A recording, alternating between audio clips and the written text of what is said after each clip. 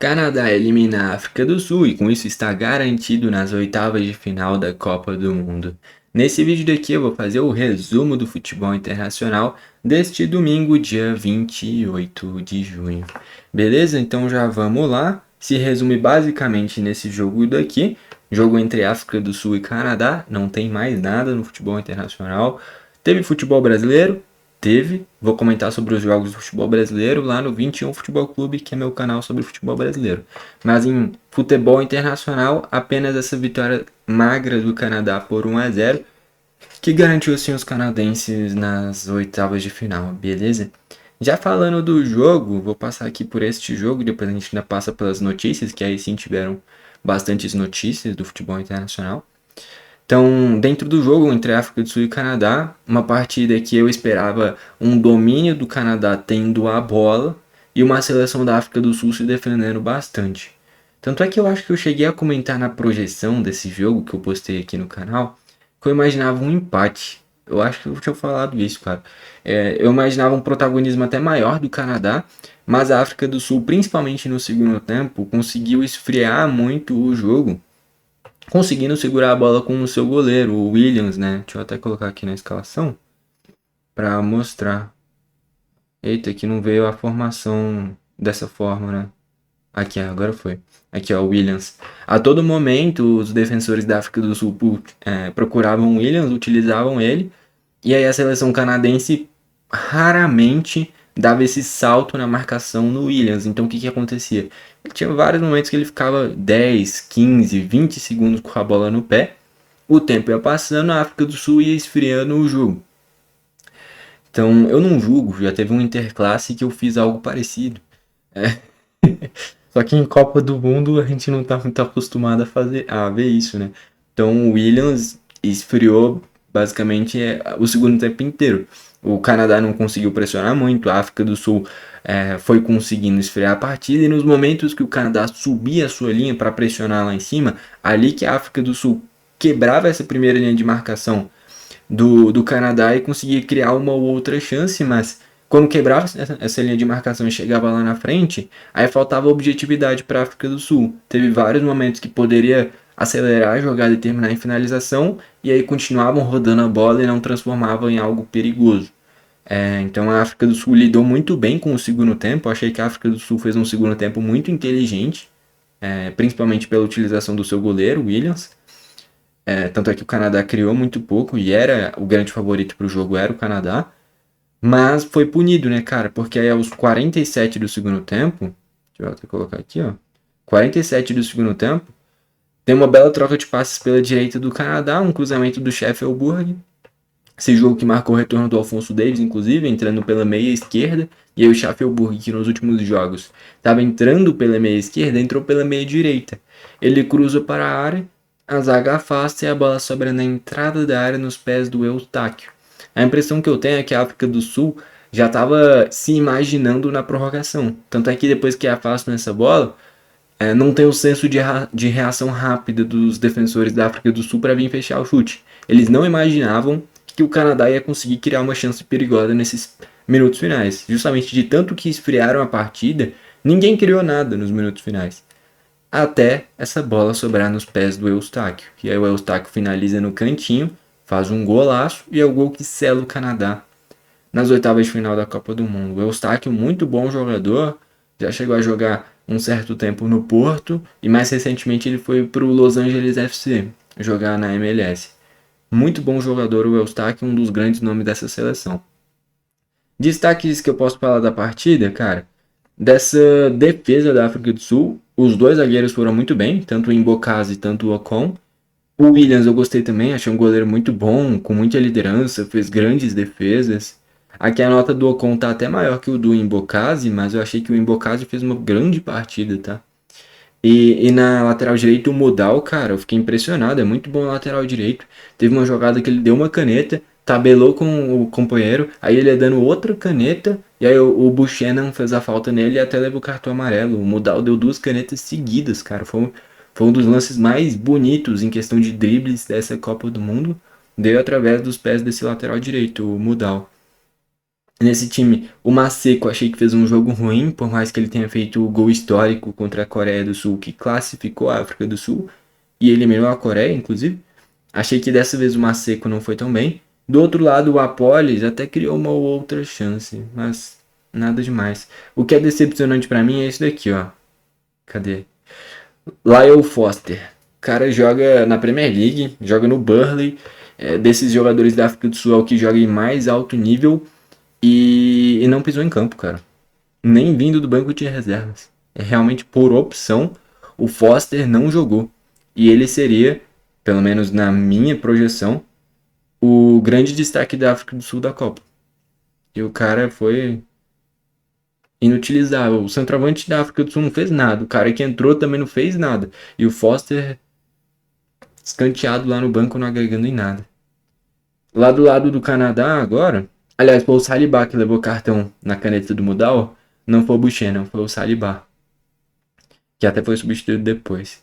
Destaques aqui dessa seleção do Canadá. O Bombito tá pegando o ritmo de jogo e tende a ser uma peça importante. O primeiro tempo, a reta final do primeiro tempo do Canadá gerou muito perigo. Jogadores da África do Sul tirando bola em cima da linha. Williams fazendo grandes defesas. No segundo tempo teve um escape do Canadá também que o Embocase salva uma bola onde o Jonathan David iria fazer o gol.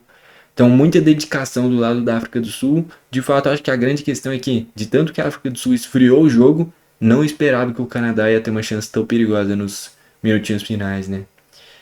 Desse lado do Canadá, dá para destacar bastante o Johnston, tá? Eu gostei bastante do Johnston, é um excelente lateral direito. Esse Derek é o Derek Cornelius, fez um grande jogo também. Que dá para destacar aqui? O Buchanan, achei que poderia ser mais protagonista no jogo. O cara joga no Villarreal. Já teve jogo nessa temporada que ele fez hat-trick, inclusive.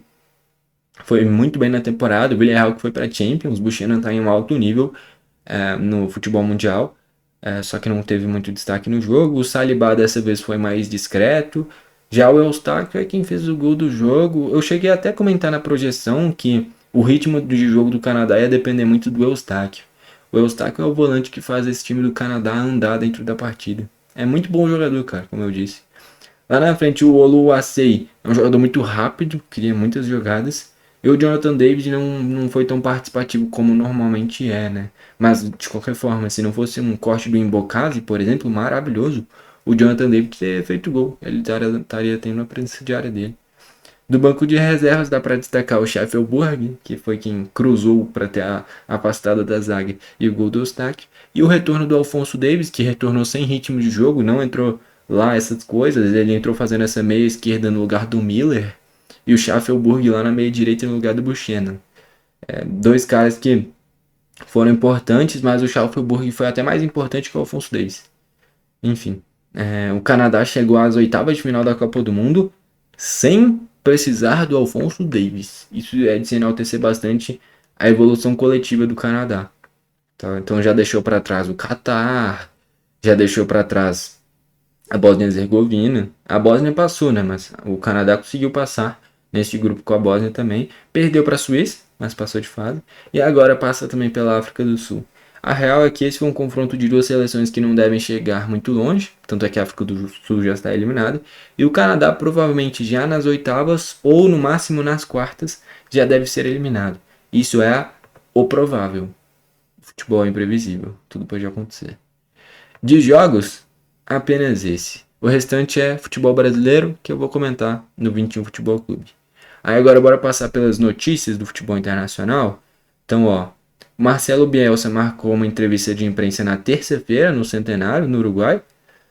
Provavelmente vai ser para a saída dele, né? Não tem mais clima.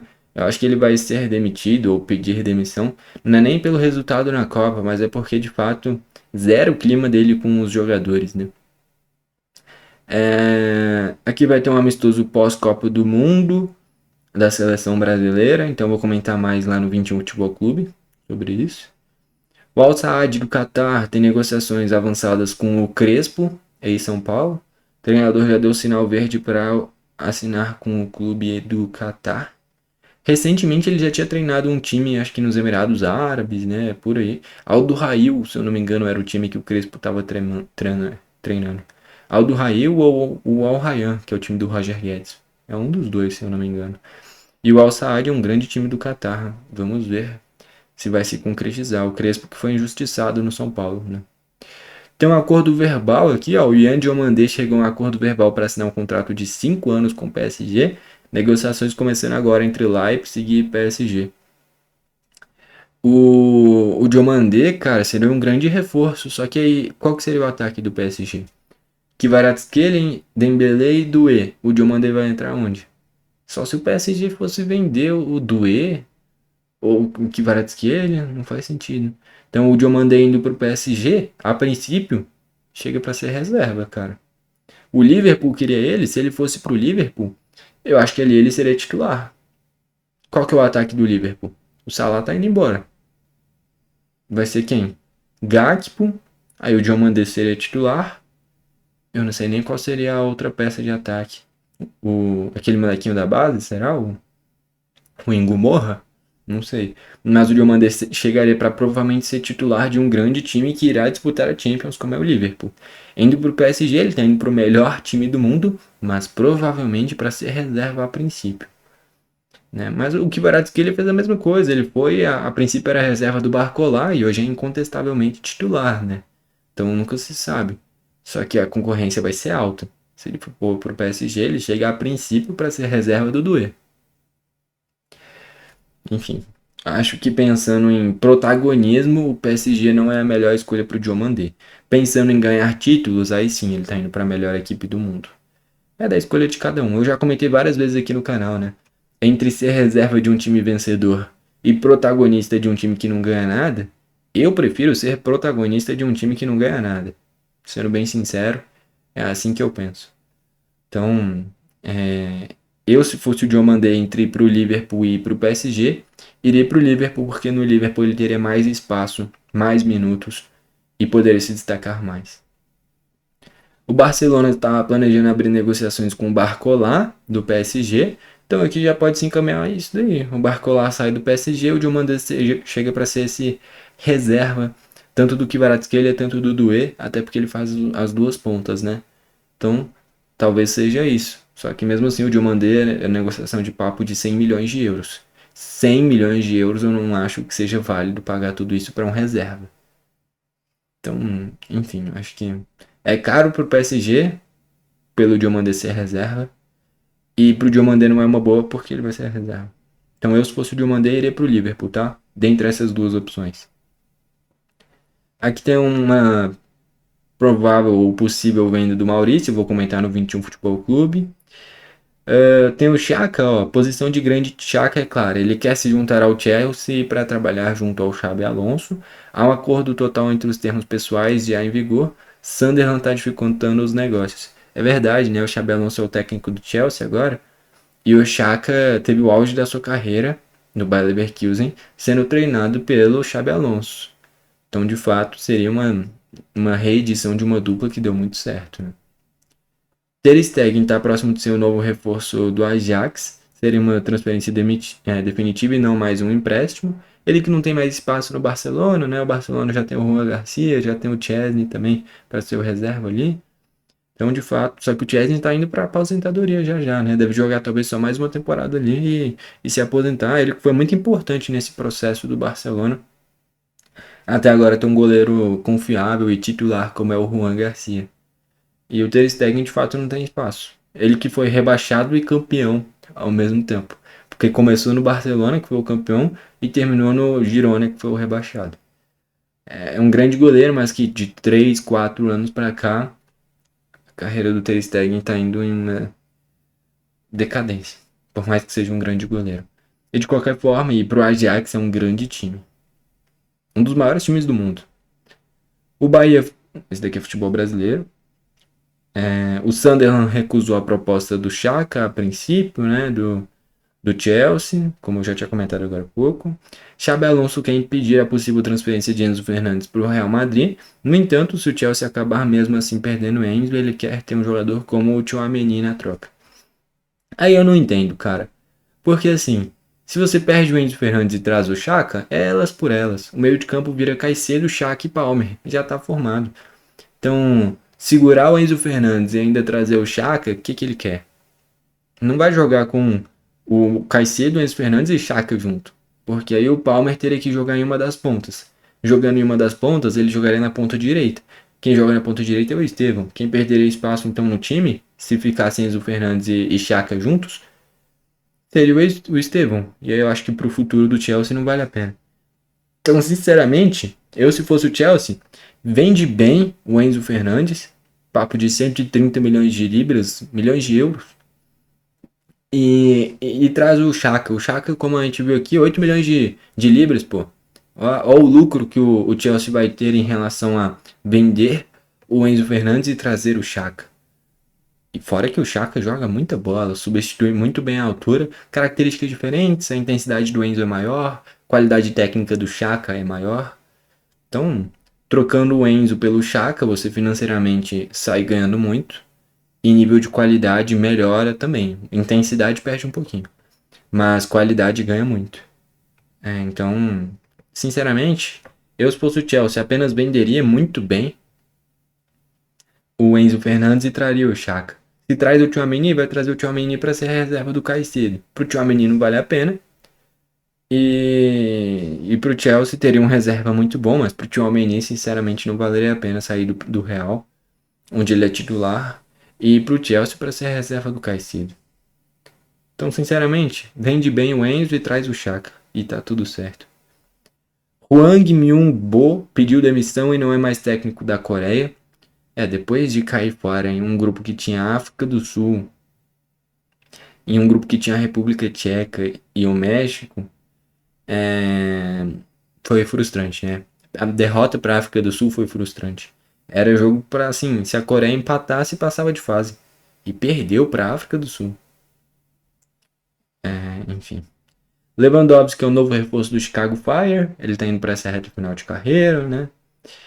O Manchester United confirma que o Ugarte sofreu uma lesão de ligamentos no joelho. Caramba, lesão de ligamento é duro, cara. Normalmente demora muito tempo. Tem jogador que demora papo de 6 meses com lesão de ligamento. Isso daqui é muito triste, cara. O Lenglet é o novo reforço do Benfica. Grande reforço, tá? O Lenglet estava no Atlético de Madrid, né? Anos atrás já jogou no Barcelona. Atlético de Madrid está avançando pela contratação do meia Kang In Lee, do PSG. O clube espanhol já tem um acordo salarial com um jogador sul-coreano.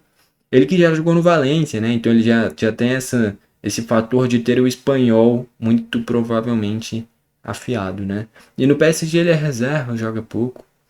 Então acho que é uma boa pro Atlético, uma boa oportunidade de mercado. Pro Kang In Lee é uma boa mudança de áreas e pro PSG tende a ser uma boa venda também. Acho que seria bom para todo mundo. E assim a gente fecha todas as notícias do futebol internacional. Passamos pelo único joguinho, África do Sul e Canadá. Deu para comentar bem sobre esse jogo. E também por todas essas principais notícias. Beleza?